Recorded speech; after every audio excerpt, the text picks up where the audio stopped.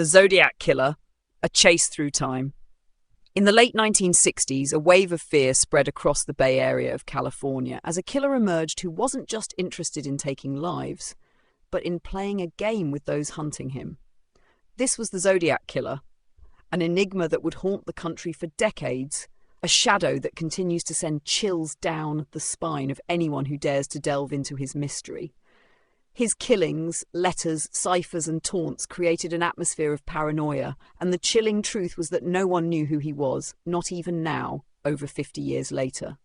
It all began on the evening of December 20th, 1968.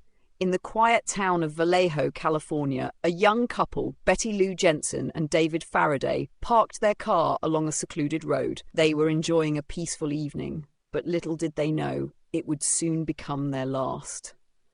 A shadowy figure approached their car. Without a word, he pulled out a gun and shot David Faraday in the head. Betty Lou attempted to flee, but she too was shot down. The killer didn't stop there. He made sure they were both dead before vanishing into the night. At first, police didn't know what to make of it. It was a tragic but seemingly random killing, one that didn't immediately scream serial killer. However, a few weeks later, something sinister happened. A letter was sent to the Vallejo Times-Herald signed with a symbol, a strange cryptic mark, a circle with a cross inside it. The killer wasn't just confessing, he was mocking the police and promising that his reign of terror had only just begun. And so, the Zodiac Killer's taunting began. Over the following months, more letters arrived, each one more chilling than the last. He wrote in detail about his crimes, boasting about his ability to evade capture and hinted even more killings to come. It became clear Zodiac wasn't just a murderer. He was playing a sick game with the police and the public, and he enjoyed every moment of it. In July 1969, the Zodiac struck again, this time in broad daylight. Michael Mageau and Darlene Ferrin were parked in a remote area when a man approached them. He pulled out a gun and fired at them both.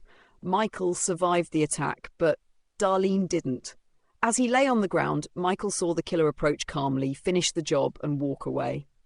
The killer even drew the same symbol on the door of their car. Once again, a letter arrived, this time confirming the murders and sending a message of mocking defiance to the police. But it didn't end there. The Zodiac sent more letters to the newspapers, each one more brazen and arrogant. He wasn't just killing, he was sending taunts, demanding that the public figure out his identity. One letter even contained a cipher, a complex puzzle with letters and numbers that, if solved, he claimed would reveal his identity. This was just one of many ciphers that Zodiac sent, each of them mocking the police and daring them to solve it. He called the police incompetent and insisted that no one would ever catch him. Meanwhile, the police scrambled. They followed every lead, tracked down every suspect and consulted with experts in code breaking. Yet, no matter how hard they tried, they couldn't crack the ciphers. Zodiac's game continued. Then, in the autumn of 1969, Zodiac committed his most famous crime. Brian Hartnell and Cecilia Ann Shepard were enjoying a day by Lake Berryessa when Zodiac approached them. He wore a strange hood with a symbol on it, similar to the one he used in his letters. He tied them up, stabbed them repeatedly, and drew the same symbol on Hartnell's car door. But this time, Zodiac didn't just leave. He lingered. He sat with his victims, enjoying their suffering. Before leaving, he wrote the symbol on the door and walked away, disappearing into the wilderness. The next chilling letter arrived soon after. Zodiac boasted of his murder, describing the scene in detail, and once again he demanded that his ciphers be solved. As the months passed, more killings occurred, each one marked by Zodiac's symbols and cryptic letters. The police were no closer to finding him. No fingerprint, no clue, no evidence. The world was on edge. People became afraid to go out at night. The idea of a killer taunting the police, playing with the public's fear, became an obsession. The Zodiac wasn't just a killer, he was an enigma, a puzzle that no one could solve. But then in 1970, something strange happened. Zodiac suddenly stopped killing. The letters, once frequent, slowed down. There were rumours, theories. Some said he had been caught, others claimed he had simply grown tired of his game. but no one knew for sure. As the years passed, the case went cold.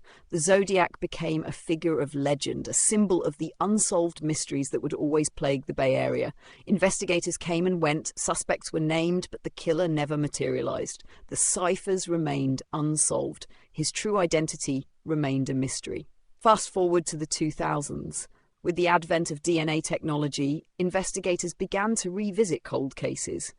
Could DNA evidence finally unmask the Zodiac Killer? There was hope. Detectives tried to trace the killer's DNA from the letters, from the crime scenes, but they were met with dead ends. Then, in 2020, a breakthrough occurred. Cold case investigators, using a technique known as genetic genealogy, began to search for distant relatives of the Zodiac Killer. They worked tirelessly, sifting through family tree databases to find any possible connections. After months of work, they found a potential match, Gary Francis Posty. Posty had been a known criminal with a history that fit some of the characteristics of Zodiac's crimes. But the evidence wasn't enough to make a definitive link. DNA tests still couldn't confirm his identity as the Zodiac. The search continued. The theory of Gary Posty being the Zodiac Killer was just one of many that had been thrown out over the years. The truth was, the Zodiac Killer might never be identified. The ciphers remained unsolved. The letters remained a haunting reminder of the killer's twisted game.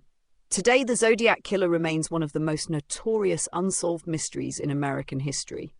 His letters, his ciphers, and his taunts continue to haunt investigators, codebreakers, and anyone who dares to look into his case.